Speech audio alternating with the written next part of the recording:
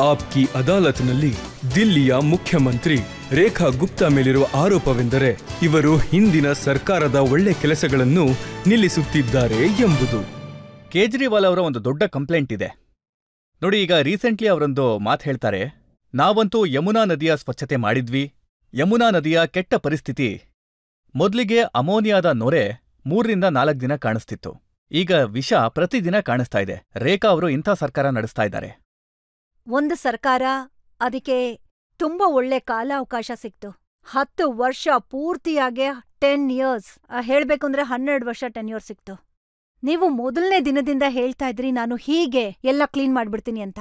ಆಮೇಲೆ 5 ವರ್ಷ ಆದ್ಮೇಲೆ ಹೇಳಿದ್ರಿ ಇಲ್ಲ ಇನ್ನೂ ಆಗಿಲ್ಲ, ಇನ್ನೊಂದ್ಸಲ ಅವಕಾಶ ಕೊಡಿ, ಖಂಡಿತ ಮಾಡ್ತೀನಿ ಅಂತ. ನೆಕ್ಸ್ಟ್ ಅವಕಾಶ ಬಂದಾಗ ಇಲ್ಲ ನನ್ ಕೈಲಿ ಆಗಿಲ್ಲ, ಉಳ್ಕೊಂಡ್ಬಿಟ್ಟಿದೆ, ದಯವಿಟ್ಟು ಇನ್ನೊಂದು ಅವಕಾಶ ಕೊಡಿ ಅಂತ. ಖಂಡಿತ ಮುಂದಿನ ವರ್ಷ ಮಾಡ್ತೀನಿ. 2ನೇ ಸರ್ಕಾರ, ಅದು ಬಂದು ಕೇವಲ 4 ತಿಂಗಳಾಗಿದೆ ಅಷ್ಟೇ. ಇಡೀ ಸಮಸ್ಯೆ ಏನು, ಅದಕ್ಕೆ ಉತ್ತರ ಏನು ಮಾಡ್ಬೇಕು, ಇದನ್ನೆಲ್ಲ ಅರ್ಥ ಮಾಡ್ಕೊಂಡು ನಾನ್ ನಿಮ್ ಹತ್ರ 2 ನಿಮಿಷ ತಗೊಂಡು ಎಲ್ರಿಗೂ ಅರ್ಥ ಮಾಡ್ಸಕ್ ಇಷ್ಟಪಡ್ತೀನಿ. ಯಮುನಾ ಅವಳು ಯಮುನೋತ್ರಿಯಿಂದ ಶುರುವಾಗ್ತಾಳೆ, ಪ್ರಯಾಗರಾಜದಲ್ಲಿ ಮುಗಿತಾಳೆ. ಸುಮಾರು 1400 ಕಿಲೋಮೀಟರ್ ಪ್ರಯಾಣ ಅವಳ್ದು. ಅದ್ರಲ್ಲಿ 48 ಕಿಲೋಮೀಟರ್ ದಿಲ್ಲಿನ ದಾಟ್ಬೇಕಾಗತ್ತೆ. ಇವತ್ತು ಜಮುನಾ ಯಾವ್ ಜಾಗದಲ್ಲಿ ದಿಲ್ಲಿಯಿಂದ ಹೊರಡ್ತಾಳೋ ಅಲ್ಲಿ ಫ್ರೆಶ್ ವಾಟರ್ ಬರೋದಿಲ್ಲ. ಅಲ್ಲಿ ಎಷ್ಟೆಲ್ಲ ನೀರ್ ಬರುತ್ತೋ ಅದನ್ನೆಲ್ಲ ಪೂರ್ತಿಯಾಗೆ ಕುಡಿಯೋ ನೀರಿಗೆ ಅಂತ ತಡಿತಾರೆ. ನದಿಗೇನ್ ಹೋಗತ್ತೆ?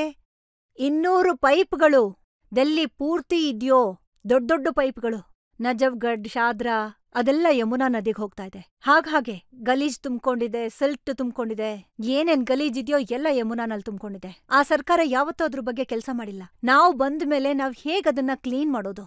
ಆಗ ಮೊದ್ಲು ತಲೆಗ್ ಬಂದಿದ್ದೆ ಈ ಪೈಪ್ಗಳನ್ನ ಟ್ಯಾಪ್ ಮಾಡ್ಬೇಕು, ಅದನ್ನ ತಡ್ದು ಅದನ್ನ ಕ್ಲೀನ್ ಮಾಡ್ಬೇಕು, BOD ಲೆವೆಲ್ನ ಸರಿ ಮಾಡ್ಬೇಕು, ಆಮೇಲೆ ಯಮುನಾಗ್ ಬಿಡ್ಬೇಕು. ಆಗ ಗೊತ್ತಾಗಿದ್ದು 38 STP ಪ್ಲಾಂಟ್ ಏನಿತ್ತೋ ಅದ್ರಲ್ಲಿ 22 ಯಾವ್ದು ಕೂಡ ಕೆಲ್ಸ ಮಾಡ್ತಾ ಇರ್ಲಿಲ್ಲ, ಯಾವ ರೀತಿನಲ್ಲೂ ವರ್ಕ್ ಆಗ್ತಾ ಇರ್ಲಿಲ್ಲ. ಅದು ನಿಮ್ಮ ಪ್ರತಿದಿನ ಸುಮಾರು 3800 MLD ಅದು ನಿಮ್ಮ ಸಿಲ್ಟ್ ನಿಮ್ಮ ಪೈಪ್ಗಳಲ್ಲಿ ಹೊರಗ್ ಬರುತ್ತೆ. ಪ್ರೋಸೆಸ್ 1200 ಕೂಡ ಆಗೋದಿಲ್ಲ, ಅದು ಪೂರ್ತಿಯಾಗಿ ನದಿಗ್ ಹೊರಟೋಗತ್ತೆ. ಇವತ್ತು ಸರ್ಕಾರ ಬರ್ತಿದ್ದ ಹಾಗೆ ಮೊದಲನೇದಾಗಿ ಆ ಎಲ್ಲಾ ಪೈಪ್ಗಳಿಗೆ ಟ್ಯಾಪಿಂಗ್ ಮಾಡಿದೆ. ಅದ್ರ ಮೇಲೆ STP 38 ಹಳೇದಾಗಿತ್ತಲ್ಲ ಅದನ್ನ ಅಪ್ಗ್ರೇಡ್ ಮಾಡೋಂತ ಕೆಲ್ಸ ಮಾಡಿದೆ. ಮತ್ತೆ ಹೊಸ STPಗಳನ್ನ ತಂದಿದೆ. ಯಾಕಂದ್ರೆ ಎಲ್ಲಿವರೆಗೂ ಆ ಪೈಪ್ಗಳನ್ನ ಸರಿ ಮಾಡಲ್ವೋ ಅಲ್ಲಿ ತನಕ ನೀರು ಶುದ್ಧ ಆಗೋದಿಲ್ಲ, ಅಲ್ಲಿ ತನಕ ನೀವು ಯಮುನಾನ ಕ್ಲೀನ್ ಮಾಡೋದಕ್ಕಾಗಲ್ಲ. ಇವತ್ತು ಡೆಲ್ಲಿನಲ್ಲಿ ಎಷ್ಟೆಲ್ಲ ಇಂಡಸ್ಟ್ರಿಯಲ್ ಏರಿಯಾ ಇದೆ, ಅದರಿಂದ ಬರೋಂತ ಫ್ಲೂಯೆಂಟ್ ಏನಿದೆ ಅದ್ರಲ್ಲಿ ಯಾವ್ದು ಟ್ಯಾಪಿಂಗ್ ಇಲ್ಲ. ಯಾರು ಅದಕ್ಕೋಸ್ಕರ STP ಮಾಡಿಲ್ಲ, ಅದರಿಂದ ಬರೋಂಥದ್ದು ಕ್ಲೀನ್ ಆಗಿರ್ಬೇಕು ಅಂತ. ಅದ್ರಲ್ಲಿ ಎಷ್ಟು ಕೆಮಿಕಲ್ ಮಿಕ್ಸ್ ಆಗಿದೆ ಅಂದ್ರೆ ಅದು ನೇರವಾಗಿ ನದಿಗ್ ಹೋಗತ್ತೆ. ಅದನ್ನೆಲ್ಲ ಟ್ಯಾಪ್ ಮಾಡೋಂತ ಕೆಲ್ಸ ನಾವು ಮಾಡ್ತಾ ಇದೀವಿ. ಇವತ್ತು ಹರಿಯಾಣ ಕಡೆಯಿಂದ ಫ್ಯಾಕ್ಟ್ರಿಗಳಿಂದ ಫ್ಲೂಯೆಂಟ್ ಬರುತ್ತೆ, ಅದನ್ನ ಟ್ಯಾಪ್ ಮಾಡೋದಿಕ್ಕೆ ಹರಿಯಾಣ ಹತ್ರ ಮಾತಾಡಿದೀವಿ. ಅದು ಪೂರ್ತಿಯಾಗಿ ಯಮುನಾನಲ್ಲಿ ಬೀಳೋ ಅಂತ 1 ಲೀಟರ್ ನೀರು ಕೂಡ ಸ್ವಚ್ಛವಾಗಿ ಬರ್ಬೇಕು ಅಂತ ಎಲ್ಲ ಕಾರ್ಯಯೋಜನೆಯನ್ನ ಮಾಡಿದೀವಿ. 9,000 ಕೋಟಿ ಬಜೆಟ್ ಅನ್ನ ಈ ವರ್ಷ ಇಟ್ಟಿದೀವಿ ನಾವು. ಒಂದೇ ಸಮ ಸ್ಟೆಪ್ ಬೈ ಸ್ಟೆಪ್. ಒಂದಿನದ ಕೆಲ್ಸ ಅಲ್ಲ ಇದು. ಖಂಡಿತ ನಿಮ್ಮಂತ ಸೀನಿಯರ್ ರಿಪೋರ್ಟರ್ ನಮ್ಮನ್ನ ಕೇಳ್ದಾಗ ಯಾವಾಗ ಮುಗ್ಯತ್ತೆ? ನಾನ್ ಅವ್ರಿಗೆ ಸುಳ್ಳು ಹೇಳೋದಿಲ್ಲ. ನನಗ್ ಗೊತ್ತಿದೆ ಕೆಲ್ಸ ಕಷ್ಟ, ಆದ್ರೆ ನಾನ್ ಹೇಳಿದಿನಲ್ಲ. ಆದ್ರೆ ನಾವ್ ಮಾಡೋ ಅಂತ ಕೆಲ್ಸದ ರೀತಿ, ನಾವು ಯಾವ ಎಕ್ಸ್ಪರ್ಟ್ನ ಇನ್ವಾಲ್ವ್ ಮಾಡ್ಕೋಬೇಕು, ಯಾವ ಟೆಕ್ನಾಲಜಿನ ತಗೋಬೇಕು, ಈ ಎಲ್ಲಾ ಕೆಲ್ಸಗಳನ್ನ 4 ತಿಂಗಳು ಒಳಗೇನೆ ನಾವು ಒಂದೊಂದು ಕ್ಷಣನೂ ಅದ್ರ ಮೇಲೆ ಕೆಲ್ಸ ಮಾಡಿದೀವಿ. 1 ನಿಮಿಷನೂ ವೇಸ್ಟ್ ಮಾಡಿಲ್ಲ ನಾವು. ಮತ್ತೆ ಸಮಯದ ಜೊತೆಗೆ ಅದೆಲ್ಲ ಸರಿ ಹೋಗ್ಬೇಕು ಪೂರ್ತಿಯಾಗಿ. ಆ 1700 ಏನಿದೆ ಡೆಲ್ಲಿನಲ್ಲಿ ಅನ್ಅಥರೈಸ್ಡ್ ಕಾಲೋನಿ ಇದೆ, ಅಲ್ಲಿ ಸಿವರ್ ಲೈನೇ ಇಲ್ಲ, ಅಲ್ಲಿಗೆಲ್ಲ ನಾವು ಹಾಕ್ಸಿದೀವಿ ಅದನ್ನ. ಅದ್ರ ಮೇಲೆ ನಾವು ಕೆಲಸ ಮಾಡ್ತಾ ಇದೀವಿ. ಆ ಜೋಪಡಿಗಳು ಸಿವರ್ ಲೈನ್ ಇಲ್ದೇನೆ ಇದಾವೆ. ಆ ಸೀವೇಜ್ ಹೋಗಿ ನೇರವಾಗಿ ಪೈಪಿಗೆ ಸೇರ್ಕೊಳತ್ತೆ, ಪೈಪ್ ಇಂದ ಯಮುನಾಗ್ ಹೋಗತ್ತೆ. ಅದನ್ನ ಸರಿ ಮಾಡೋದಿಕ್ಕೆ ಅಲ್ಲಿ ಸೀವರ್ ಲೈನ್ ಹಾಕೋದು, ಅಲ್ಲಿ ಪೈಪ್ ಹಾಕೋದು, ಈ ಎಲ್ಲಾ ಕೆಲ್ಸ ಸರ್ಕಾರ ಮಾಡ್ತಾ ಇದೆ. ಮತ್ತೆ ಅದ್ರಲ್ಲಿ ಎಷ್ಟು ಸಾಲಿಡ್ ವೇಸ್ಟ್ ಇದೆ, ಮತ್ತೆ ಮಲಮೂತ್ರಗಳು ಫ್ಲೋ ಆಗತ್ತೆ, ಅದನ್ನ ತೆಗಿಬೇಕು. ಮತ್ತೆ ಈ ಫ್ಲೋಗೋಸ್ಕರ ನಾವು ಹರಿಯಾಣ ಜೊತೆ ಮಾತಾಡ್ಬೇಕು, ಉತ್ತರ ಪ್ರದೇಶದ ಜೊತೆ ಮಾತಾಡ್ಬೇಕು, ಯಮುನಾನಲ್ಲಿ ಈ ಫ್ಲೋ ಜಾಸ್ತಿ ಆಗ್ಬೇಕು ಅಂತ ಎಲ್ಲಾದ್ರಲ್ಲೂ ಸರ್ಕಾರ ಕೆಲಸ ಮಾಡ್ತಾ ಇದೆ. ಮತ್ತೆ ನಾನು ಅಷ್ಟು ಶಕ್ತಿಶಾಲಿ ಅಲ್ಲ. ಬೇರೆ ಪ್ರಧಾನಮಂತ್ರಿಗಳಿಂದ ಹಿಡಿದು ಪ್ರತಿಯೊಬ್ಬರಿಗೂ ಚಿಂತೆ ಇದೆ ಯಮುನಾನ ಸ್ವಚ್ಛತೆ ಮಾಡ್ಬೇಕು ಅಂತ. ಅದಕ್ಕಿಂತ 10 ಪಟ್ಟು ಚಿಂತೆ ನಮಗಿದೆ. ಮತ್ತೆ ನಾವು ತುಂಬಾ ಶ್ರದ್ಧೆಯಿಂದ ಅದ್ರ ಮೇಲೆ ಕೆಲಸ ಮಾಡ್ತಾ ಇದೀವಿ. ಮತ್ತೆ ನಿಜವಾಗ್ಲೂ ನಿಧಾನವಾಗಿ ಡೆಲ್ಲಿ ಜನಗಳಿಗೆ ಶುದ್ಧವಾದ ಯಮುನಾ ಕಾಣಿಸತ್ತೆ, ಇದು ನನ್ನ ವಿಶ್ವಾಸ. ಆದ್ರೆ ನಿಮ್ಗೆ ನೆನ್ಪಿರ್ಬೇಕು, ಕೇಜ್ರಿವಾಲ್ ಅವರು ಒಂದು ಮಾತು ಹೇಳಿದ್ರು, ಯಮುನಾ ನದಿಯನ್ನ ಸ್ವಚ್ಛತೆ ಮಾಡೋದ್ರಿಂದ ವೋಟ್ ಸಿಗೋದಿಲ್ಲ ಅಂತ. ಅದು ಗೊತ್ತಾಗೋಗಿದೆ ಅವ್ರಿಗೆ. ಅವರ ಇಚ್ಛೆ ಅವರ ಇಚ್ಛೆ ಅದು ಎಲೆಕ್ಷನ್ ಜೊತೆಗೆ ಬದ್ಲಾಗೋಗುತ್ತೆ. ಎಲೆಕ್ಷನ್ ಹೇಗ್ ಬರುತ್ತೋ ಹಾಗೆ ಆಗೋಗ್ತಾರವ್ರು. ನಾವ್ ಹಾಗಲ್ಲ. ನಮ್ಮ ಇಚ್ಛೆಗಳು ನಮ್ಮ ತಾಯಿ ಯಮುನಾ ಜೊತೆಗಿದೆ ಅಂದ್ರೆ ಅದು ಜೊತೆಗಿದೆ. ಎಲೆಕ್ಷನ್ ಆಗ್ಲಿ ಬಿಡ್ಲಿ, ವೋಟ್ ಸಿಗ್ಲಿ ಬಿಡ್ಲಿ, ನಮ್ಮ ಎಲ್ಲಾ ಭಾರತೀಯರಿಗೂ ಆ ಇಚ್ಛೆ ಇದೆ. ತಾಯಿ ಯಮುನಾ ತನ್ನ ನಿಜವಾದ ರೂಪದಲ್ಲಿ ಹರಿಬೇಕು, ಅದನ್ನ ಪೂರ್ತಿ ಮಾಡೋದು ನನ್ನ ಜವಾಬ್ದಾರಿ. ನೋಡಿ, ಅವರ ಮತ್ತೊಂದು ಕಂಪ್ಲೇಂಟ್ ಏನು ಅಂತಂದ್ರೆ, ನೀವು ಆರೋಗ್ಯ ಕ್ಲಿನಿಕ್ಗಳನ್ನ ಕ್ಲೋಸ್ ಮಾಡಿಸ್ಬಿಟ್ರಿ. ನೋಡಿ, ಅತಿಶಿ ಅವರು ಹೇಳ್ತಾರೆ, ಅಲ್ಲಿ ಚಿಕಿತ್ಸೆ ಸಿಗ್ತಾ ಇತ್ತು, ಔಷಧಿ ಸಿಗ್ತಾ ಇತ್ತು, ಟೆಸ್ಟ್ ಎಲ್ಲವೂ ಫ್ರೀಯಾಗಿ ಸಿಗ್ತಾ ಇತ್ತು. ನೋಡಿ, ನೀವದನ್ನ ಜನತೆನ ಕೇಳ್ಬೇಕಾಗತ್ತೆ. ಸುಳ್ಳು ಮತ್ತೆ ಆಡಂಬರ ಅದು ಆ ಸರ್ಕಾರ. ಅದಕ್ಕೆ ಪ್ರಭಗಂಡ ಮಾಡೋಂಥ ದಾರಿ ಅವ್ರಿಗೆ ಗೊತ್ತಿತ್ತು, ಮಾರೋ ರೀತಿ ಗೊತ್ತಿತ್ತು, ಪಬ್ಲಿಸಿಟಿ ಹೇಗಾಗತ್ತೆ ಅಂತ ಗೊತ್ತಲ್ವಾ. ಕೆಲ್ಸ ಇಷ್ಟ ಆದ್ರೆ ಪಬ್ಲಿಸಿಟಿ ಇಷ್ಟ ಆಗತ್ತೆ. ಮೊಹಲ್ಲಾ ಕ್ಲಿನಿಕ್ ಅಂದ್ರೆ ಏನು? ರೋಡ್ ಪಕ್ಕದಲ್ಲೇ ಒಂದು ಫುಟ್ಬಾತಲ್ಲೇ ಪೋರ್ಟಬಲ್ ಕ್ಯಾಬಿನ್ ಹಾಕ್ಕೊಂಡು ಅಲ್ಲಿ ಎಂಥ ಡಾಕ್ಟರ್ನ ಕೂರ್ಸಿದ್ರು ಅಂದ್ರೆ ಅವ್ರಿಗೆ ಹೇಳ್ತಾರೆ, ನೋಡಪ್ಪ ಪರ್ ಪೇಷಂಟ್ 40 ರೂಪಾಯಿ ಸಿಗತ್ ನಿಂಗೆ. ಹೇಳಿ ಆ ಡಾಕ್ಟರ್ ಕಾಯಿಲೆ ಮನುಷ್ಯನ ಸರಿ ಮಾಡ್ತಾರ ಅಥವಾ ಪೇಷಂಟ್ ಲೈನ್ ನಿಲ್ಲಿಸ್ತಾರ? ಮತ್ ಅವನು ಅದ್ರಲ್ಲಿ ಭ್ರಷ್ಟಾಚಾರ, ಅದ್ರಲ್ಲಿ ಲೂಟಿ. ಒಂದು ದಿನ ನಾನು 500 ಪೇಷಂಟ್ನ ಅಟೆಂಡ್ ಮಾಡ್ದೆ, ಅದ್ರ ಪ್ರಕಾರ ನಂಗೆ ಪೇಮೆಂಟ್ ಬರ್ಬೇಕು. ಅಲ್ಲಿ ಒಂದು ಮೆಡಿಸಿನ್ ಇರ್ಲಿಲ್ಲ, ಅಲ್ಲಿ ಒಂದು ವ್ಯಾಕ್ಸಿನೇಷನ್ ಇರ್ಲಿಲ್ಲ. ಏನ್ ಕಂಪ್ಯಾರಿಸನ್ ಮಾಡಕ್ಕಾಗತ್ತೆ ಆರೋಗ್ಯ ಮಂದಿರಕ್ಕೆ? ಆರೋಗ್ಯ ಮಂದಿರ ನಿಮ್ಮ ಫುಲ್ ಫ್ಲೆಡ್ಜ್ ಪ್ರೈಮರಿ ಹಾಸ್ಪಿಟಲ್ ಇರ್ಬೇಕು, ಡಿಸ್ಪೆನ್ಸರಿ ಇರ್ಬೇಕು, ಅದ್ರೊಳಗೆ ಮೆಡಿಕಲ್ ಸ್ಟಾಫ್, ಪ್ಯಾರಾಮೆಡಿಕಲ್ ಸ್ಟಾಫ್, ನಿಮ್ಮ ನರ್ಸಿಂಗ್ ಸ್ಟಾಫ್ ಅವ್ರಿಗೆಲ್ರೂ ಇರ್ಬೇಕು. ನಿಮಗಲ್ಲಿ ಮೆಡಿಸಿನ್ ಸಿಗತ್ತೆ, ನಿಮಗಲ್ಲಿ ವ್ಯಾಕ್ಸಿನೇಷನ್ ಸಿಗತ್ತೆ, ಅಲ್ಲಿ ನಿಮ್ಗೆ ಟ್ರೀಟ್ಮೆಂಟ್ ಸಿಗತ್ತೆ, ಅಲ್ಲಿ ಫಸ್ಟ್ ಏಡ್ ಸಿಗತ್ತೆ. ಅದ್ರ ಜೊತೆಗೆ ಅಲ್ಲಿ ಟೆಸ್ಟಿಂಗ್ಗೂ ಕೂಡ ಪೂರ್ತಿ ಪ್ರಾವಿಷನ್ ಇದೆ. ಪ್ರತಿಯೊಂದು ಅಲ್ಲಿ ಜನಗಳಿಗೆ ಫ್ಯಾಮಿಲಿ ಪ್ಲಾನಿಂಗ್ಗೆ ಏನ್ ಬೇಕೋ ಅದು ಕೂಡ ಸಿಗತ್ತೆ. ಅಲ್ಲಿ ಒಂದು ಪ್ರೈಮರಿ ಸೆಕ್ಟರ್ನ ಹೆಲ್ತ್ ಕೇರ್ ನಿಮ್ಗೆ ಆರೋಗ್ಯ ಮಂದಿರದಲ್ಲಿ ಸಿಗ್ತಾ ಇದೆ. ಅದು ನಿಮ್ಗೆ ಅಂಥ ಸೌಲಭ್ಯ ಇವತ್ತು ನಿಮ್ಗೆ 1100ಕ್ಕಿಂತ ಹೆಚ್ಚು ನಾವೀಗ ಮಾಡ್ಬೇಕು ಅಂತ ಏನು ಅನ್ಕೊಂಡಿದೀವಿ, ಅದ್ರಲ್ಲಿ ಈಗಾಗ್ಲೇ 100 ಆರೋಗ್ಯ ಮಂದಿರನ ನಾವು ಮಾಡಾಗಿದೆ. ಅದು ದಿಲ್ಲಿ ಜನತೆಗೆ ಕೇಂದ್ರ ಸರ್ಕಾರ ಕೊಟ್ಟಿರೋಂಥ ಆಶೀರ್ವಾದ ಏನಂದ್ರೆ ನಿಮ್ಗೆ ಖಂಡಿತ ಒಳ್ಳೆ ಫೆಸಿಲಿಟಿ ಸಿಗತ್ತೆ. ಮೊಹಲ್ಲಾ ಕ್ಲಿನಿಕ್ ಒಂದು ಫ್ರಾಡು. ದಿಲ್ಲಿ ಜನತೆಯ ಕಣ್ಣಿಗೆ ಮಣ್ಣನ್ನೆರ್ಚಿ ಅವ್ರ ದುಡ್ಡನ್ನ ದುರುಪಯೋಗ ಪಡಿಸ್ಕೊಳ್ಳೋದು, ಮತ್ತೆ ಅದ್ರಲ್ಲಿ ಫೆಸಿಲಿಟಿ ಅನ್ನೋ ಹೆಸರೇ ಇರ್ಲಿಲ್ಲ. ಇವತ್ತು ಆರೋಗ್ಯ ಮಂದಿರ ಎಲ್ಲೆಲ್ಲಿ ಓಪನ್ ಆಗಿದ್ಯೋ ಜನಗಳು ಖುಷಿಯಾಗಿದ್ದಾರೆ, ಅವ್ರಿಗೆ ಅರ್ಥ ಆಗಿದೆ ಇವತ್ತು ಸರಿಯಾದ ರೀತಿನಲ್ಲಿ ಅವ್ರಿಗೆ ಫೆಸಿಲಿಟಿ ಸಿಗ್ತಾ ಇದೆ ಅಂತ. ನೀವು ಯಾವಾಗ್ಲಾದ್ರೂ ಹೋಗಿ ಸೂಪರ್ವೈಸ್ ಮಾಡ್ತೀರಾ? ಅಲ್ಲಿ ನೋಡ್ತೀರಾ ಆರೋಗ್ಯ ಮಂದಿರಗಳು ಹೇಗೆ ಕೆಲಸ ಮಾಡ್ತಾ ಇದೆ, ನಿಜಕ್ಕೂ ಕೆಲಸ ಮಾಡ್ತಿದ್ದಾರಾ ಅಂತ? ನನ್ನ ಕೆಲ್ಸನೇ ಇದು. ದಿಲ್ಲಿ ಜನತೆಯ ಅವರ ಪ್ರತಿನಿಧಿ 24/7 ಅವರ ಮುಖ್ಯಮಂತ್ರಿ ಕೆಲ್ವೊಂದ್ಸಲ ಆರೋಗ್ಯ ಮಂದಿರದಲ್ಲೂ ಕಾಣಿಸ್ತಾರೆ, ಸ್ಕೂಲಲ್ಲೂ ಕಾಣಿಸ್ತಾರೆ, ಕೆಲ್ವೊಂದ್ಸಲ ಮೋರಿ ಪೈಪ್ ಮೇಲ್ ಕಾಣಿಸ್ತಾರೆ. ಜನತೆಗೋಸ್ಕರ ಕೆಲ್ಸ ನಾವ್ ಏನ್ ಯೋಚ್ಸಿದೀವಿ ಅದು ಸರಿಯಾಗಿ ಇಂಪ್ಲಿಮೆಂಟ್ ಆಗ್ತಿದ್ಯೋ ಇಲ್ವೋ ನಾವ್ ಚೆಕ್ ಮಾಡ್ತಾನೆ ಇರ್ತೀವಿ. ನಾನು ಕೂಡ, ನಮ್ ಮಂತ್ರಿ ಕೂಡ, ಮತ್ ನಮ್ ಸಹಪಾಠಿಗಳು ಕೂಡ. ನೋಡಿ, ಅವ್ರು ಹೇಳುವಂತ ಇನ್ನೊಂದು ಮಾತೇನಂದ್ರೆ, ಅವರ ಅತ್ಯಂತ ಪ್ರಾಮಾಣಿಕ ಮನುಷ್ಯ ಮನೀಶ್ ಸಿಸೋಡಿಯಾ ಇದ್ರಲ್ಲ, ಅವರು ದೇಶದ ಒಳ್ಳೆ ಎಜುಕೇಷನಲ್ ಪಾಲಿಸಿಯ ಮಾಡೆಲ್ ಒಂದನ್ನ ಸಿದ್ಧ ಮಾಡಿದ್ರು. ದಿಲ್ಲಿಯ ಶಾಲೆಗಳ ಪರಿಸ್ಥಿತಿನ ಅವರು ಸುಧಾರಣೆ ಮಾಡಿದ್ರು. ಎಂಥ ಸುಧಾರಣೆ ಅಂತಂದ್ರೆ ನ್ಯೂಯಾರ್ಕ್ ಟೈಮ್ಸ್ನಲ್ಲಿ ಅದ್ರ ಬಗ್ಗೆ ಚರ್ಚೆ ಆಗಿತ್ತು. ಯಾವ ಎಜುಕೇಷನ್ ಮಾಡೆಲ್ನ ಮಾತು ಅವ್ರು ಆಡ್ತಾ ಇದ್ರೋ, ಯಾವ ಎಜುಕೇಷನ್ ಮಾಡೆಲ್ ಪೂರ್ತಿ ವಿಶ್ವದಲ್ಲಿ ದಿಲ್ಲಿಯ ಎಜುಕೇಷನ್ ಮಾಡೆಲ್.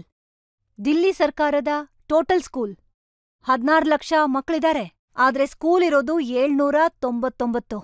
ಆ 799 ಬಿಲ್ಡಿಂಗ್ ಅಲ್ಲಿ ಕೇವಲ 253 ಒಳ್ಳೆ ಬಿಲ್ಡಿಂಗ್ ಇರೋದು. ಬಾಕಿ ಎಲ್ಲ ಅರ್ಧಂಬರ್ಧ ಫಿನಿಶ್ ಆಗಿರೋದು ಬಿಲ್ಡಿಂಗ್ ಅಲ್ಲಿದ್ದಾರೆ, ಇಲ್ಲ ಟಿನ್ ಶೆಡ್ ಅಲ್ಲಿದ್ದಾರೆ.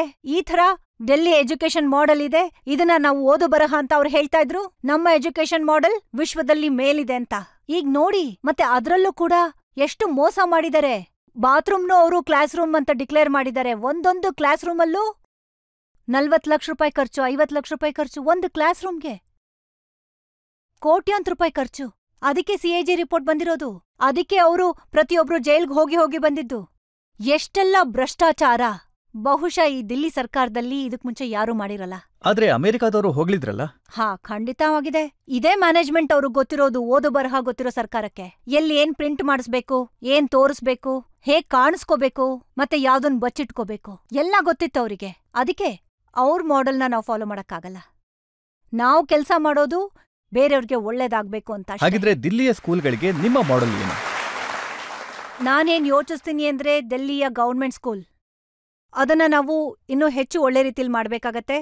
ಇವತ್ತು ಪೇರೆಂಟ್ಸ್ ತಮ್ಮ ಮಕ್ಕಳನ್ನ ಓದ್ಸೋದಿಕ್ಕೆ ಪ್ರೈವೇಟ್ ಸ್ಕೂಲ್ಗಳಲ್ಲಿ ಲೈನಲ್ಲಿ ನಿಂತ್ಕೊಂಡು ಅವ್ರನ್ನ ರಿಕ್ವೆಸ್ಟ್ ಮಾಡೋ ಬದ್ಲಿಗೆ ಡೆಲ್ಲಿಯ ಆ ಸರ್ಕಾರಿ ಸ್ಕೂಲ್ಗಳಲ್ಲಿ ಬಂದು ಓದ್ಸೋಂತ ಆಸೆ ಪಡ್ಬೇಕು, ಅಲ್ಲಿ ಅವರಿಗೆ ಒಳ್ಳೆ ಎಜುಕೇಶನ್ ಸಿಗ್ಬೇಕು, ಅಪ್ಡೇಟೆಡ್ ಕರಿಕ್ಯುಲಮ್ ಸಿಗ್ಬೇಕು, ಮತ್ತೆ ನ್ಯಾಷನಲ್ ಇಂಟರ್ನ್ಯಾಷನಲ್ ಲೆವೆಲಲ್ಲಿ ಮಕ್ಕಳು ಕಂಪೀಟ್ ಮಾಡೋಂಥ ತಯಾರಿ ಅಲ್ಲಿ ಸಿಗ್ಬೇಕು, ಅವ್ರಿಗೆ ಸ್ಮಾರ್ಟ್ ಕ್ಲಾಸಸ್ ಸಿಗ್ಬೇಕು, ಅವರ ಲೈಬ್ರರಿ, ಅವರ ಲ್ಯಾಬ್ಸ್, ಪ್ರತಿಯೊಂದು ಪ್ರೈವೇಟ್ ಸ್ಕೂಲಿನ ಮಗುಗೇನ್ ಸಿಗುತ್ತೋ ಅದೆಲ್ಲ ಅವ್ರಿಗೆ ಸಿಗ್ಬೇಕು. ಆಗಷ್ಟೇ ನಾವು ನಮ್ಮ ಮಕ್ಕಳನ್ನ ತಯಾರ್ ಮಾಡ್ಬೋದು. ಆ ಮಕ್ಕಳು ಆದ್ರೆ ಅವ್ರು ಹೇಳ್ತಾ ಇದ್ದಾರೆ ಪ್ರೈವೇಟ್ ಸ್ಕೂಲ್ನವ್ರಿಗೆ ನೀವು ತುಂಬಾನೇ ಸಪೋರ್ಟ್ ಕೊಡ್ತಾ ಇದ್ದೀರಾ, ಇಷ್ಟ ಬಂದಷ್ಟು ಫೀಸ್ ಜಾಸ್ತಿ ಮಾಡೋದಕ್ಕೆ ಅವಕಾಶ ಮಾಡ್ಕೊಡ್ತಾ ಇದ್ದೀರಾ. ರಜತ್ ಅವ್ರೆ, ದಿಲ್ಲಿನಲ್ಲಿ ಯಾವ ಎಜುಕೇಶನ್ ನಡೀತಾ ಇತ್ತೋ, ಮುಖ್ಯವಾಗಿ ಪ್ರೈವೇಟ್ ಸ್ಕೂಲ್ಗಳು, ಇದು ದಿಲ್ಲಿ ಸ್ಕೂಲ್ ಆಕ್ಟ್ 1973ಇಂದನೂ ನಡೀತಿದೆ. ಮತ್ತೆ ಆ ಆಕ್ಟ್ ಬಗ್ಗೆ ಗೊತ್ತಿದ್ದೂ ಕೂಡ ಯಾವತ್ತೂ ಕೂಡ ಹಳೆ ಸರ್ಕಾರ ಅದರಲ್ಲಿ ಚೇಂಜ್ ಮಾಡ್ಬೇಕು ಅನ್ನೋ ಪ್ರಯತ್ನ ಪಟ್ಟಿಲ್ಲ. ಇವತ್ತು ಕೂಡ ದಿಲ್ಲಿ ಪ್ರೈವೇಟ್ ಸ್ಕೂಲಿನ ಫೀಸ್ ಮೇಲೆ ಅವ್ರ ಫೀಸನ್ನ ತಡಿಬೇಕು ಅಥವಾ ಅವ್ರಿಗಿಷ್ಟ ಬಂದಂಗ್ ಜಾಸ್ತಿ ಮಾಡ್ಬೇಕು, ಇದ್ಯಾವ್ದ್ರ ಬಗ್ಗೆನೂ ಅವರು ಅಡ್ಡಿನ ತಂದಿಲ್ಲ. ಯಾವ್ದೇ ಕಾನೂನಿರ್ಲಿಲ್ಲ, ಯಾವ್ದೇ ಇಂಪ್ಲಿಕೇಶನ್ ಇರ್ಲಿಲ್ಲ. ಮೊದಲನೇ ಸಲ ಈ ಥರ ಸರ್ಕಾರ ಬಂದಿದೆ, ಆ ಧೈರ್ಯ ಮಾಡಿದೆ, ಆಕ್ಟ್ ಅನ್ನ ತಂದಿದೆ. ಪ್ರೈವೇಟ್ ಸ್ಕೂಲ್ಗಳು ಫೀಸನ್ನ ತಂಪಾಡಕ್ ತಾವ್ ಜಾಸ್ತಿ ಮಾಡಕ್ಕಾಗಲ್ಲ. ಒಂದ್ ವೇಳೆ ಪ್ರೊಸೀಜರ್ ಇದ್ರೆ ಅದು ಏನಾಗಿರ್ಬೇಕು, ಹೇಗೆ ಅದರಲ್ಲಿ ಪೇರೆಂಟ್ಸ್ ಇನ್ವಾಲ್ವ್ಮೆಂಟ್ ಇರ್ಬೇಕು, ಹೇಗೆ ಅದರಲ್ಲಿ ಟೀಚರ್ಸ್ ಇನ್ವಾಲ್ವ್ಮೆಂಟ್ ಇರ್ಬೇಕು, ಅದ್ರ ಬಗ್ಗೆ ಮೊದಲನೇ ಸಲ ಕಾನೂನ್ ಬಂದಿದೆ. ದಿಲ್ಲಿ ಪ್ರೈವೇಟ್ ಸ್ಕೂಲ್ ಫೀಸ್ ಅನ್ನ ರೆಗ್ಯುಲೈಸ್ ಮಾಡೋದಿಕ್ಕೆ ಇದಕ್ ಮುಂಚೆ ಯಾವ ಸರ್ಕಾರನೂ ಮಾಡಿಲ್ಲ. ಮೊದಲನೇ ಸಲ ಮೂಗ್ದಾರ ಹಾಕಿದೆ ಆ ಸ್ಕೂಲ್ಗಳ ಮೇಲೆ. ಇವತ್ತು ಅವ್ರು ಅಳ್ತಾ ಇದಾರೆ, ನೀವು ಇವತ್ತು ನಮ್ ಸ್ಕೂಲ್ಗಳ ಮೇಲೆ ಹೀಗೆಲ್ಲ ಮಾಡಿದ್ರೆ ಅದರಿಂದ ನಾವು ಫೀಸ್ನ ಜಾಸ್ತಿ ಮಾಡಕ್ ಆಗ್ತಿಲ್ಲ. ಹಳೆ ಸರ್ಕಾರ ಯಾವತ್ತೂ ಮಾಡಿಲ್ಲ, ಕೇವಲ ನಾಟಕ. ಅದನ್ನ ಬಿಟ್ಟು ಯಾವುದೇ ರೀತಿಲಿ ನೀವೇ ಹೇಳಿ ಯಾವ್ದಾದ್ರೂ ಒಂದು ಕಾನೂನನ್ನ ಮಾಡಿದಾರ ಅವರು ಜನಗಳಿಗೆ ಸಹಾಯ ಆಗುವಂಥದ್ದು? ಇಲ್ಲ, ಮಾಡಿಲ್ಲ.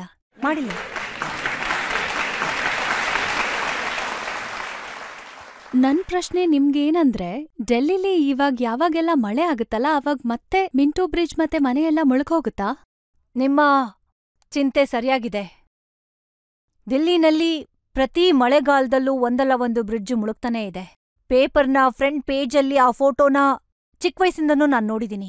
ಆ ಮಿಂಟೋ ಬ್ರಿಡ್ಜ್ ಇದೆ, ಅದರಲ್ಲಿ 75% ತನಕ ಬಸ್ ಮುಳುಗ್ಹೋಗಿದೆ. ಮತ್ತೆ ನಾನು ಹೇಳ್ತೀನಿ, ಈ 4 ತಿಂಗಳಲ್ಲಿ ಆ ಬ್ರಿಡ್ಜ್ ಮೇಲೆ ನಾನು 4ರಿಂದ 5 ಸಲ ಹೋಗಿದ್ದೀನಿ. ಆ ಮಿಂಟೋ ಬ್ರಿಡ್ಜ್ ಈ ಸಲ ಮುಳುಗ್ಬಾರ್ದು ಅನ್ನೋ ಉದ್ದೇಶಕ್ಕೆ. ಮೊದಲನೇ ಸಲ ಹೋದೆ, ಸಮಸ್ಯೆನ ಅರ್ಥ ಮಾಡ್ಕೊಂಡೆ, ಸರಿ ಪಂಪ್ ಹಾಕೋಣ ಅನ್ಕೊಂಡೆ. ಆ ದೇವ್ರು ಕೂಡ ಮಧ್ಯದಲ್ಲಿ ಟ್ರಯಲ್ ಮಳೆ ಕೊಟ್ಟ. ಟ್ರಯಲ್ ಆಯ್ತು, ಸೊ ಅದು ಕೆಲ್ಸ ಮಾಡಲ್ಲ ಅಂತ ಗೊತ್ತಾಯ್ತು. ಸೊ ಅವ್ರು ಹೇಳಿದ್ರು ಆಟೋಮೆಟಿಕ್ ಹಾಕೋಣ ಅಂತ. ಮತ್ ಆಟೋಮೆಟಿಕ್ಕು ಮುಂದಿನ ಮಳೆನಲ್ಲಿ ಮುಳುಗ್ಹೋಯ್ತು. ಮತ್ ಹೇಳಿದ್ರು ಅವರು 3 ಸಲ ಈ ಪಂಪ್ ಆಪರೇಟರ್ನ ಹಾಕೋಣ ಅಂತ. ಆಗ ಪೈಪೇ ಹೊಡೆದೋಯ್ತು. ಮತ್ತೆ ಪೈಪನ್ನ ಸರಿ ಮಾಡ್ಸಿದ್ವಿ. ಅದಾದ್ಮೇಲೆ 3 ಸಲ ಮಳೆ ಬಂದಿದೆ, ಆದ್ರೆ ಮಿಂಟೋ ಬ್ರಿಡ್ಜ್ ಮಾತ್ರ ಮುಳುಗಿಲ್ಲ. ಸೊ ನಾನೇನ್ ಅರ್ಥ ಮಾಡ್ಕೋತೀನಿ ಅಂದ್ರೆ, ಜನಪ್ರತಿನಿಧಿಗಳು ಇಷ್ಟು ಸಿನ್ಸಿಯರ್ ಆಗಿದ್ದಾರೆ ಅಂತಂದ್ರೆ, ಸಮಸ್ಯೆ ಹಿಂದೆ ಬಿದ್ರು ಅಂದ್ರೆ ಆಗ ಉತ್ತರ ಖಂಡಿತ ಸಿಕ್ಕೇ ಸಿಗತ್ತೆ. ದಿಲ್ಲಿಗೆ ಉತ್ತರ ಸಿಗತ್ತೆ. ನಾವು ಮತ್ತೊಂದು ಪ್ರಶ್ನೆನ ತಗೊಳ್ಳೋಣ. ಮ್ಯಾಮ್, ದಿಲ್ಲಿ ವ್ಯಾಪಾರಿಗನ್ಸುತ್ತೆ ಅವ್ರಿಗೆ ಸರ್ಕಾರ ಸಪೋರ್ಟ್ ಮಾಡ್ತಾ ಇಲ್ಲ ಅಂತ. ಅವ್ರಿಗೆ ಅಸಹಾಯಕತೆ ಅಂತ ಅನ್ಸುತ್ತೆ. ದಿಲ್ಲಿಯ ಎಲ್ಲ ಇಂಡಸ್ಟ್ರಿಯಲ್ ಏರಿಯಾದು ಪರಿಸ್ಥಿತಿ ಕೆಡದಾಗಿದೆ. ಇದು ಎಲ್ಲಿವರೆಗೂ ಹೀಗೆ ಇರುತ್ತೆ? ದಿಲ್ಲಿನಲ್ಲಿ ಏನಿದೆ, ಮಲ್ಟಿಪಲ್ ಏಜೆನ್ಸಿ ಸಿಸ್ಟಮ್ ಇದೆ. ಕೆಲವೊಂದ್ ಕಡೆ ದಿಲ್ಲಿ ಸರ್ಕಾರ ಇದೆ, ನಗರ್ ನಿಗಮ ಇದೆ, PWD ಇದೆ, ಮತ್ತೆ NDMC ಇದೆ, SIDC. ಎಲ್ಲಾ ಜಾಗದಲ್ಲೂ ಏಜೆನ್ಸಿಯ ಯಾವ ರೀತಿ ಒಂದು ಗುಚ್ಚ ಆಗಿದೆ ಅಂದ್ರೆ ನೀವು ಕೆಲ್ಸದಲ್ಲಿ ಸಿಕ್ಕಾಕೊಂಡಿದ್ದೀರಾ. ಮೊದಲನೇ ಸಲ ಇಂಥ ಸರ್ಕಾರ ಬಂದಿದೆ. ಈ ಸರ್ಕಾರ ಈ ಗಂಟುಗಳನ್ನ ಬಿಡಿಸೋಂತ ಕೆಲ್ಸ ಮಾಡ್ತಾ ಇದೆ. ಮತ್ತಿದು ತುಂಬಾ ದೊಡ್ಡ ಕೆಲ್ಸ. ದಿಲ್ಲಿಯ ಇತಿಹಾಸದಲ್ಲಿ ಇದಕ್ ಮುಂಚೆ ಯಾರೂ ಈ ತರ ಯೋಚಿಸಿಲ್ಲ, ಮತ್ತೆ ಮುಂದೆ ಮಾಡೋ ಧೈರ್ಯನೂ ಮಾಡಲ್ಲ. ಲೈಸೆನ್ಸಿಂಗ್ ಪ್ರಕ್ರಿಯೆಯನ್ನ ಒಳ್ಳೆ ರೀತಿಲ್ ಮಾಡೋದಿಕ್ಕೆ ನಾವು ಪೊಲೀಸ್ ವಿಭಾಗದಿಂದ ಲೈಸೆನ್ಸಿಂಗ್ನ ತೆಗೆದ್ವಿ. ಮತ್ತಿವತ್ತು ಎಲ್ಲಾ ರೀತಿಯಿಂದ ಎಲ್ಲಾ ಕಡೆ ಕೇವಲ ಒಂದೇ ಏಜೆನ್ಸಿನ ಇಟ್ಟಿದ್ದೀವಿ. ನಿಮ್ಗೆ ಲೈಸೆನ್ಸ್ನ ಅವ್ರು ಮಾತ್ರ ಕೊಡ್ತಾರೆ. ದಿಲ್ಲಿಗೆ ಇದು ತುಂಬಾ ಒಳ್ಳೆ ಕೆಲಸ. ಇವತ್ತು ವ್ಯಾಪಾರಿಗಳು ಖುಷಿಯಾಗಿದ್ದಾರೆ. ಮೊದಲನೇ ಬಾರಿಗೆ ದಿಲ್ಲಿ ಸರ್ಕಾರ ಟ್ರೇಡರ್ ವೆಲ್ಫೇರ್ ಬೋರ್ಡ್ ಅದರಲ್ಲಿ ಅವರ ಇನ್ವಾಲ್ವ್ಮೆಂಟ್ ಇಂದ ಅವ್ರ ಜೊತೆ ಸೇರ್ಕೊಂಡು ಹೇಗ್ ಕೆಲಸ ಮಾಡೋದು ಅಂತ. ಮೊದಲನೇ ಬಾರಿಗೆ ದಿಲ್ಲಿನಲ್ಲಿ ಫ್ಯಾಕ್ಟ್ರಿ ಲೈಸೆನ್ಸ್ ಏನಿರ್ತಿತ್ತು, MCDನೂ ಕೊಡ್ತಾ ಇತ್ತು, ಸರ್ಕಾರನೂ ಕೊಡ್ತಿತ್ತು. ಮೊದಲನೇ ಸಲ ಈ ಕೆಲ್ಸ ಆಗ್ತಾ ಇದೆ. ನೀವು MCDನ ಅಲ್ಲಿಂದ ತೆಗ್ದು ಕೇವಲ DSI DCD ಇದೆ. ದಿಲ್ಲಿ ಸರ್ಕಾರ ಕೇವಲ ಒಂದು single window system, is of doing business, ಈ ಎಲ್ಲದ್ರ ಮೇಲೆ ಕೆಲಸ ಮಾಡ್ತಾ ನಾವು ವ್ಯಾಪಾರಿಗಳಿಗೆ ಪ್ರೋತ್ಸಾಹ ಕೊಡ್ತಾ ಇದೀವಿ. ಯಾಕಂದ್ರೆ ಒಳ್ಳೆ ರೀತಿಲಿ ಒಳ್ಳೊಳ್ಳೆ ಅವಕಾಶಗಳು ಸಿಗ್ಬೇಕು ವ್ಯಾಪಾರಿಗಳಿಗೆ. ನೀವು ಸನಾತನಿನೂ ಹೌದು, ಧರ್ಮ ರಕ್ಷಕೇನೂ ಹೌದು. ಆದ್ರೆ ನಿಮ್ಮ ಶಾಸನ ಕಾಲದಲ್ಲಿ ಗೋಮಾತೆಗೆ ಯಾಕೆ ಈ ಸ್ಥಿತಿ ಇದೆ? ದಿಲ್ಲಿಯ ರಸ್ತೆಗಳಲ್ಲಿ ಕಸಾನ ತಿನ್ನುವಂತ ಪರಿಸ್ಥಿತಿನಲ್ಲಿ ಯಾಕಿದೆ ಗೋಮಾತೆಗಳು? ನಿಮ್ ಹತ್ರ ಏನ್ ಪ್ಲಾನ್ ಇದೆ ಗೋಮಾತೆಗಳ ವೆಲ್ಫೇರ್ಗೋಸ್ಕರ? ನಿಜವಾಗ್ಲೂ ಇದು ತುಂಬಾ ಕಷ್ಟಕರವಾದ ವಿಷಯ. ಮತ್ತೆ ಆ ಕೆಲ್ಸ ನಮ್ಮ ಗೋಮಾತೆ ಬೀದಿನಲ್ಲಿ ನಿಸ್ಸಹಾಯಕವಾಗಿ ತಿರುಗೋದಿಕ್ಕೆ ತಡೆಯೋದಿಕ್ಕೆ ಆಗ್ಬೇಕಾಗಿತ್ತು. ಅದ್ರ ಕಡೆ ಇವತ್ತಿನ ಸರ್ಕಾರ ಪೂರ್ತಿಯಾಗಿ ಗಮನ ಕೊಡ್ತಾ ಇದೆ. ನಾನು ಮೊದಲನೇ ಹೆಜ್ಜೆ ಇಟ್ಟಿದ್ದೆ ದಿಲ್ಲಿನಲ್ಲಿ ಗೋಶಾಲೆ ಏನಿದೆ ಸರ್ಕಾರದ ಗ್ರಾಂಟೆಡಿಂದ ನಡೆಯತ್ತೆ. ಎಷ್ಟೋ ವರ್ಷಗಳಿಂದ ಹಳೆ ಸರ್ಕಾರ ಗ್ರಾಂಟೇ ಕೊಟ್ಟಿಲ್ಲ. ಮೊದಲನೇ ದಿನ ನಾನ್ ಕೆಲ್ಸಕ್ ಬಂದಾಗ್ಲೇ ಆ ಎಲ್ಲಾ ಗೋಶಾಲೆಗಳನ್ನ ನಾವು ಕೋಟ್ಯಾಂತರ ರೂಪಾಯಿ ಏನ್ ಬ್ಲಾಕ್ ಆಗಿತ್ತು ಅದನ್ನೆಲ್ಲ ರಿಲೀಸ್ ಮಾಡಿದೀವಿ, ಗೋಶಾಲೆ ಚೆನ್ನಾಗ್ ನಡಿಬೇಕು ಅನ್ನೋ ಕಾರಣಕ್ಕೆ. ಮೊದಲನೇ ವಿಚಾರ, ಡೆಲ್ಲಿನಲ್ಲಿ ಹೊಸ ಗೋಶಾಲೆ ಮಾಡೋ ಅವಶ್ಯಕತೆ ಇಲ್ಲ. ಅದಕ್ಕೆ ಏನು ಪ್ರಕ್ರಿಯೆ ಬೇಕೋ ಆ ಕೆಲ್ಸ ಮಾಡೋಕ್ ಶುರು ಮಾಡಿದೀವಿ. ಮೂರನೇ ವಿಚಾರ, ಆ ಡೈರಿ ಜನಗಳೇನಿದ್ದಾರೆ ಅವರು ಹಾಲನ್ನ ಇಲ್ ಕರೀತಾರೆ, ಆಮೇಲೆ ಹಸುಗಳ್ನ ಬಿಟ್ಬಿಡ್ತಾರೆ ಬೀದಿಗೆ ಹೋಗಿ ಅಂತ. ಈ ಥರ ಪ್ರತಿಯೊಬ್ಬ ಡೈರಿಯೋನ್ಗೂ ಕೇವಲ ಸ್ಟ್ರಿಕ್ಟ್ನೆಸ್ ಅಲ್ಲ, ಯಾಕಂದ್ರೆ ಸ್ಟ್ರಿಕ್ಟ್ನೆಸ್ ಕೂಡ ಅದು ಬೇರೆ ರೀತಿ. ಅವ್ರನ್ನ ಕರ್ದು ಮಾತಾಡ್ಸಿದೀನಿ. ನೀವ್ ಹೇಳಿ ನಿಮ್ಗೇನ್ ತೊಂದ್ರೆ ಇದೆ? ನೀವು ಸಿಟಿ ಮಧ್ಯದಲ್ಲಿರ್ತೀರಾ, ಹಾಲ್ ಕರ್ದು ಮತ್ತೆ ಅದನ್ನ ಬೀದಿಗ್ ಬಿಟ್ಬಿಡ್ತೀರಾ? ಆಗ ಅವ್ರು ಹೇಳಿದ್ರು, ನಮ್ಗೆ ಎಷ್ಟೋ ವರ್ಷದಿಂದ ಡೈರಿ ನಡೀತಿದ್ಯಲ್ಲ, ಅದ್ರಲ್ಲಿ ಸವಲತ್ತುಗಳೇ ಇಲ್ಲ. ಅಲ್ಲಿ ನಮ್ಗೆ ಗೋಬರ್ ಗ್ಯಾಸ್ ಪ್ಲಾಂಟ್ ಇಲ್ಲ, ಅಲ್ಲಿ ನಮ್ಗೆ ನೀರಿಲ್ಲ, ಅಲ್ಲಿ ನಮ್ಗೆ ಸೀವೇಜ್ ಸಿಸ್ಟಮ್, ಡ್ರೈನೇಜ್ ಸಿಸ್ಟಮ್ ಇಲ್ಲ. ಮತ್ತಲ್ಲಿಗೆ ಹೇಗ್ ಹೋಗೋದು ಮೇಡಮ್? ಆಗ ನಾನು ಹೇಳ್ಬೇಕು ಅಂದ್ರೆ ಅವ್ರ ಸಮಸ್ಯೆ ಕೂಡ ಕರೆಕ್ಟಾಗೇ ಇತ್ತು. ಇವತ್ತು ಏನೆಲ್ಲ ಬೇಕೋ ಡೈರಿ ಕಾಲೋನಿನಲ್ಲಿ ಏನೆಲ್ಲ ಇರ್ಬೇಕೋ ಅದನ್ನೆಲ್ಲ ಮಾಡ್ಕೊಡೋದಿಕ್ಕೆ ಸರ್ಕಾರ ಒಂದ್ ಹೆಜ್ಜೆ ಮುಂದ್ ಹೋಗಿದೆ. ಯಾಕಂದ್ರೆ ಡೈರಿ ಕಾಲೋನಿನವರು ಸಿಟಿ ಮಧ್ಯದಲ್ಲಿ ವಾಸ ಮಾಡ್ತಿದ್ದಾರೆ. ಅವ್ರನ್ನ ಅಲ್ಲಿಗ್ ಕಳ್ಸಿ ಎಲ್ಲ ಹಸುಗಳನ್ನ ಅಲ್ಲಿಗ್ ಕಳಿಸ್ಬೇಕು. ಒಂದು ದಾರಿ, ಬೀದಿನಲ್ಲಿ ಓಡಾಡ್ತಾ ಇರೋಂತ ಹಸುಗಳನ್ನ ಗೋಶಾಲೆ ಕಳ್ಸೋ ಕೆಲ್ಸ. ಗೋಶಾಲೆಗ್ ಹೋದ್ಮೇಲೆ ಅವ್ರಿಗೆ ಗ್ರಾಂಟ್ ಕೊಡ್ಬೇಕು, ಇವನ್ನ ನೀವ್ ನೋಡ್ಕೋಬೇಕು ಅಂತ. ಮತ್ತೆ ಮೂರನೇ ಸ್ಟ್ರಿಕ್ಟ್ನೆಸ್, ಯಾರೇ ಈ ಕೆಲ್ಸ ಮಾಡಿದ್ರು ನೀವು ಹಸುನ ಬೀದಿಗೇನಾದ್ರೂ ಬಿಟ್ರೆ ಅವ್ರ ಮೇಲೆ ಕಾರವಾಯಿ ನಡೆಯತ್ತೆ. ಅವರ ಜಾಗ ಸೀಲ್ ಆಗ್ಬಹುದು, ಅಥವಾ ನಿಮ್ಮನೆನಲ್ಲಿ ಕರೆಂಟ್ನ ತೆಗಿಬಹುದು. ಹಸುನ ನೀವು ಬೀದಿನಲ್ಲಿ ಬಿಡೋ ಹಾಗಿಲ್ಲ ಯಾವ್ದೇ ಕಾರಣಕ್ಕೂ. ಆ ಹಸು ಕಷ್ಟ, ಪ್ಲಾಸ್ಟಿಕ್ ತಿಂದು ಹಸುಗಳು ಸಾಯ್ತಾ ಇದಾವೆ, ಅಥವಾ ಆಕ್ಸಿಡೆಂಟಲ್ಲಿ ಅವಕ್ಕೆ ಏಟಾಗತ್ತೆ. ಕೆಲ್ವೊಂದ್ಸಲ ಹಸುಗೆ ಯಾವ್ದೋ ವೆಹಿಕಲ್ ಬಂದು ಗುದ್ದತ್ತೆ, ಕೆಲ್ವೊಂದ್ಸಲ ಹಸುನೇ ಹೋಗಿ ಯಾವ್ದೋ ವೆಹಿಕಲ್ ಗುದ್ದತ್ತೆ. ಇದನ್ನ ಸಹಿಸ್ಕೊಳಕ್ಕಾಗಲ್ಲ. ಈ ವಿಚಾರವಾಗಿ ಒಂದೇ ಸಮ ಸರ್ಕಾರ ಕೆಲ್ಸ ಮಾಡ್ತಾ ಇದೆ. ನೋಡಿ, ನಾವು ಯಾವುದೇ ಸಬ್ಜೆಕ್ಟ್ ಮೇಲೆ ಮಾತನಾಡಿದ್ರು ಜನ ಕೇಳ್ತಾರೆ ನಿಮ್ಮನ್ನ. ಅದು ಹಸು ಆಗಿರ್ಬೋದು, ಎಜುಕೇಶನ್ ಆಗಿರ್ಬೋದು, ಪೊಲ್ಯೂಷನ್ ಆಗಿರ್ಬೋದು, ನಿಮ್ಮೇಲೆ ಸಾಕಷ್ಟು ಜವಾಬ್ದಾರಿ ಇದೆ. ನಾನ್ ಹೇಳದ್ನಲ್ಲ, ಅದಕ್ಕೆ ಅವ್ರನ್ನ ಪ್ರತಿದಿನ ನಾನ್ ನೆನ್ಪಿಸ್ಕೋತೀನಿ. ಇಷ್ಟೆಲ್ಲ ಕೇವಲ ಕೆಲ್ಸ ಬಿಟ್ಟು ಹೋಗಿದ್ರೆ ನಮ್ಗೆ ತೊಂದ್ರೆ ಆಗ್ತಾ ಇರ್ಲಿಲ್ಲ. ಕೆಲ್ಸನ ಉಲ್ಟಾ ಮಾಡಿ ಬಿಟ್ಟಿದ್ದಾರೆ. ಅವರು ಹೇಗೆ ಎಲ್ಲಾನೂ ಸುಕ್ಕುಗಟ್ಸಿದ್ದಾರೆ ಅಂದ್ರೆ, ಈಗ ನಿಮ್ಗೆ ಒಂದು ಸಣ್ಣ ವಿಷಯ ಹೇಳ್ತೀನಿ ರೀ. ದಿಲ್ಲಿ ಸರ್ಕಾರದಲ್ಲಿ ಯಾರು ಸೆಲ್ಫ್ ಡಿಫೆನ್ಸ್ ಕೆಲ್ಸದಲ್ಲಿದ್ದಾರೋ ಅವ್ರ ಅವಶ್ಯಕತೆ 500 ಅಷ್ಟೇ ಇದ್ದಿದ್ದು. ಆದ್ರೆ ಮಹಾರಾಜರು 25,000 ಅಪಾಯಿಂಟ್ ಮಾಡ್ಕೊಂಡಿದ್ದಾರೆ. 25,000 ಜನನ ಸರ್ಕಾರದಲ್ಲಿ ಕೂರ್ಸಿದ್ದಾರೆ. ಅವರಿಗೆ ಮಧ್ಯದಲ್ಲಿ ಆಡ್ ಇವನ್ ಕೆಲ್ಸ ಕೊಟ್ಟಿದ್ದಾರೆ. ರೆಡ್ ಲೈಟ್ ಅಲ್ಲಿ ನಿಲ್ಲಿಸ್ತಾ ಇದ್ರು, ಅವ್ರಿಗೆ ಹೇಳ್ತಿದ್ರು ಲೈಟ್ ಆಫ್ ಮಾಡಿ. ಅವ್ರಿಗೆ ಲಕ್ಷಾಂತರ ರೂಪಾಯಿ ಕೊಡ್ತಾ ಇದ್ರು. 1,000 ಕೋಟಿ ಇದೇ ಭ್ರಷ್ಟಾಚಾರದಲ್ಲಿ ಅವರು ಉಡಾಯಿಸ್ಬಿಟ್ಟಿದ್ದಾರೆ. ಒಂದು ವ್ಯಕ್ತಿ ಕೇವಲ ಒಂದು ಕೆಲ್ಸನ ಹಿಡ್ಕೋಬೇಕು, ಅವರಿಗೆ ದಿನಕ್ಕೆ 1,000 ರೂಪಾಯಿ ಕೊಡ್ತಾ ಇದ್ದಾರೆ. 30,000 ರೂಪಾಯಿ ಈ ಇಂಜಿನಿಯರ್ಗಳಿಗೂ ಸಿಗ್ತಾ ಇಲ್ಲ. ಲೈಟ್ ಆನ್ ಅಂಡ್ ಆಫ್ ಮಾಡೋರ್ಗೂ ಸಿಗ್ತಾ ಇದೆ. ಯಾವಾಗ ಕೋರ್ಟಿಂದ ಆದೇಶ ಬಂತೋ, ನೀವ್ ತಪ್ಪು ಮಾಡ್ತಿದ್ದೀರಾ, ಭ್ರಷ್ಟಾಚಾರ ಮಾಡ್ತಿದ್ದೀರಾ ಅಂತ, ಅವಾಗ ಅವ್ರನ್ನ ತೆಗೆದ್ಬಿಟ್ರು. ಈಗ ಅವ್ರನ್ನ ತೆಗ್ದಿದ್ರೆ ಅಂದ್ರೆ 25,000 ಜನ ದಿನ ಓಡಾಡ್ತಾ ಇದ್ದಾರೆ. ನಮ್ಗತಿ ಏನಾಗತ್ತೆ ಅಂತ. ಮತ್ತೆ ಆ ಬಸ್ ಮಾರ್ಷಲ್, ಬಸ್ಸಲ್ಲಿದ್ದು ಇವತ್ತು ಎಲೆಕ್ಟ್ರಾನಿಕ್ ಬಸ್ ಆಗಿದೆ. ಅದ್ರಲ್ಲಿ ಕ್ಯಾಮ್ರಾನೂ ಇದೆ, ಪ್ಯಾನಿಕ್ ಬಟನ್ ಇದೆ. ಮಾರ್ಷಲ್ ಅಗತ್ಯ ಇಲ್ಲ. ಇವತ್ತವ್ರು ದಿನ ಓಡಾಡ್ತಾರೆ, ನಮ್ ಕತೆ ಏನು, ನಮ್ ಗತಿ ಏನು ಅಂತ. ಇಷ್ಟು ವರ್ಷ ಆದ್ರೂ ಒಬ್ಬ ವ್ಯಕ್ತಿನೂ ಪರ್ಮನೆಂಟ್ ಎಂಪ್ಲಾಯ್ ಮಾಡ್ಕೊಂಡಿಲ್ಲ. ಎಲ್ಲ ಕಾಂಟ್ರಾಕ್ಟ್ ಮೇಲೆ ನಡೀತಿತ್ತು. ಮೊದಲನೇ ಬಾರಿಗೆ ಸರ್ಕಾರ ಈ 15-20 ವರ್ಷ ಶಾಸನದ ನಂತರ ಪರ್ಮನೆಂಟ್ ಜಾಬ್ ಕ್ರಿಯೇಟ್ ಮಾಡಿದೆ. ನಾವು ಈಗ 6ನೇ ತಾರೀಕಿಗೆ 1,500 ನರ್ಸಸ್ಗೆ ಅಪಾಯಿಂಟ್ಮೆಂಟ್ ಲೆಟರ್ ಕೊಡ್ತಾ ಇದೀವಿ. ಪರ್ಮನೆಂಟ್ ನರ್ಸಸ್ ಬಂದ್ರು ಅಂದ್ರೆ ಕಾಂಟ್ರಾಕ್ಟ್ ಅವರು ನಮ್ ಕತೆ ಏನು ಅಂತ ಕೇಳ್ತಾರೆ. ಇಂಥ ಸಮಸ್ಯೆಗಳನ್ನ ನನ್ಗೋಸ್ಕರ ಬಿಟ್ಟು ಹೋಗಿದ್ದಾರೆ. ಇದು ನನಗ್ ಸ್ವಲ್ಪ ಜಾಸ್ತಿ ಕಷ್ಟ ಕೊಡ್ತಾ ಇರೋದು.